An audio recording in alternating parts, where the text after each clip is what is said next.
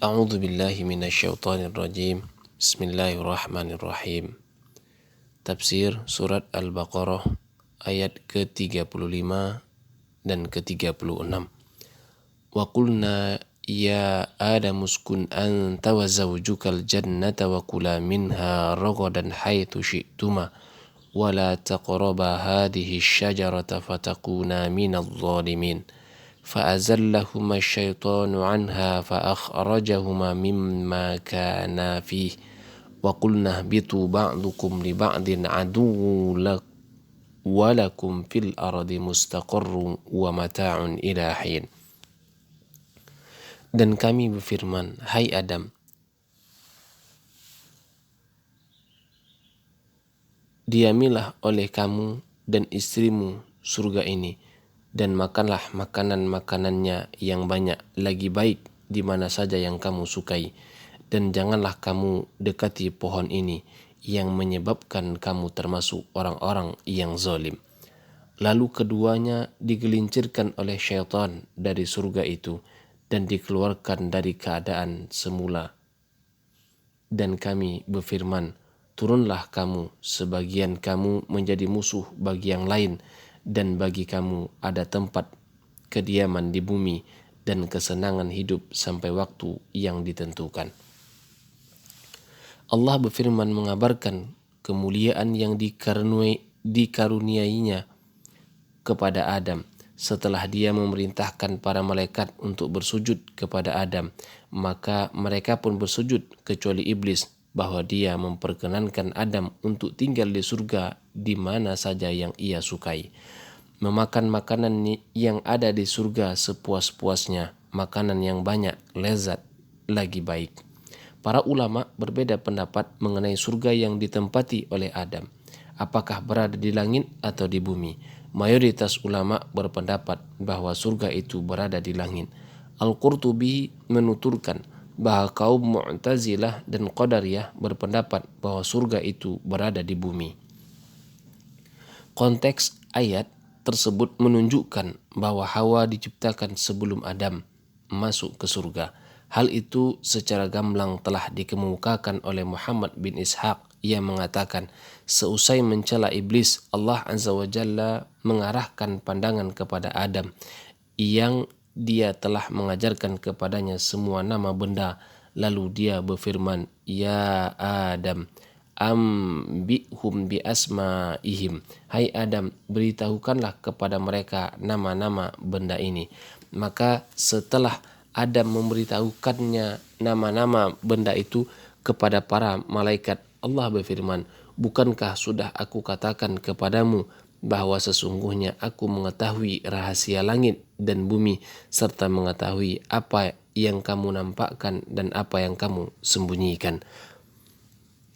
Sampai firman-Nya, innaka antal alimul hakim, sesungguhnya engkau maha mengetahui lagi maha bijaksana.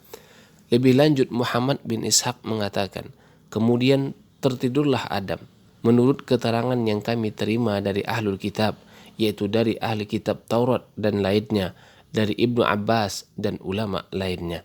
Kemudian dia ambil sepotong tulang rusuk dari sisi tubuh sebelah kiri dan membalut tempat itu dengan sepotong daging, sementara Adam masih tertidur. Lalu Allah menciptakan dari tulang rusuknya itu istrinya, Hawa. Selanjutnya dia menyempurnakannya menjadi seorang wanita agar Adam merasa tenang bersamanya. Allah Subhanahu wa taala berfirman, ya Adam uskun anta wa zawjukal jannata wa kula minha ragadan haitsu syi'tuma. Hai Adam, tempatilah olehmu dan istrimu surga ini, dan makanlah makanannya yang banyak, lagi baik di mana saja yang kamu sukai. Sedangkan firman-Nya, wala taqraba hadhihi syajarah, dan janganlah kamu dekati pohon ini, merupakan cobaan dan ujian dari Allah Subhanahu wa taala bagi Adam. Imam Abu Ja'far bin Jarir radhiyallahu anhu mengatakan, yang benar adalah bahwa Allah Azza wa Jalla telah melarang Adam dan istrinya untuk memakan buah pohon tertentu saja dari pohon-pohon yang terdapat di surga, dan bukan seluruh pohon. tetapi keduanya memakan buah dari pohon tersebut, dan kita tidak tahu pohon apa yang ditentukan Allah itu, karena Dia tidak menjelaskan hal itu kepada hamba-hambanya, baik di dalam Al-Quran maupun dalam hadis yang sahih. Di dalam tafsirnya, Ar-Razi juga mentarjih tafsir ayat tersebut tetap dibiarkan samar, dan itulah yang lebih tepat. Dan firman-Nya, fa'azallahuma syaitanu anha, lalu keduanya digelincirkan oleh syaitan dari surga. Dhamir pada kata anha itu kembali ke kata jannah, yaitu surga, sehingga maknanya sebagaimana bacaan Asim, fa'azallahuma, yaitu menyingkirkan keduanya. Fa'akhrajahuma mimma kana fih, dan keduanya dikeluarkan dari keadaan semula, yaitu dari pakaian, tempat tinggal yang lapang, rezeki yang menyenangkan, dan ketenangan. Firman-Nya, wa qulna ihbitu ba'dukum li ba'din aduwwun lakum walakum fil ardi mustaqarrun wa mata'un ila hin. Dan kami katakan, turunlah kamu sebagian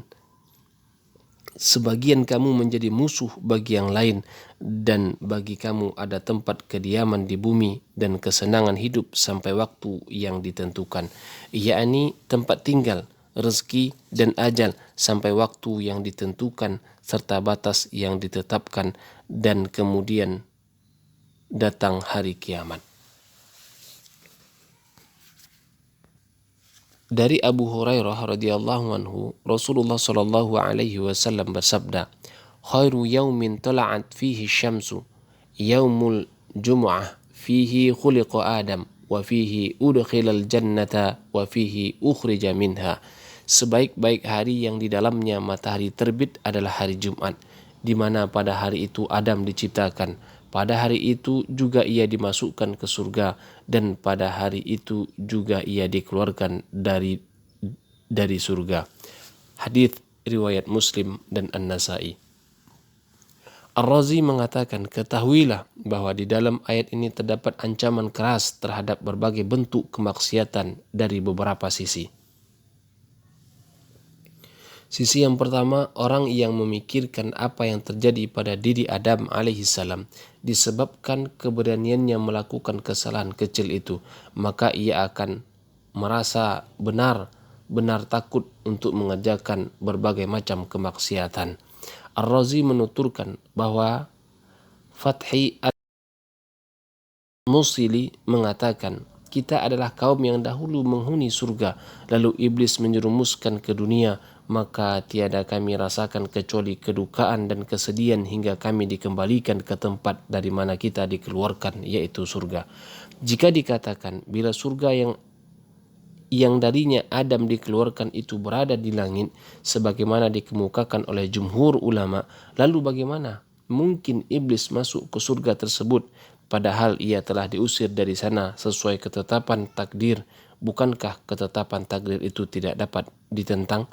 Sebagian ulama memberikan jawaban, mungkin iblis itu menggoda keduanya dari luar pintu surga, dan hal ini Al-Qurtubi telah menyebutkan beberapa hadis tentang ular dan memberikan penjelasan yang baik dan berguna tentang hukum membunuhnya.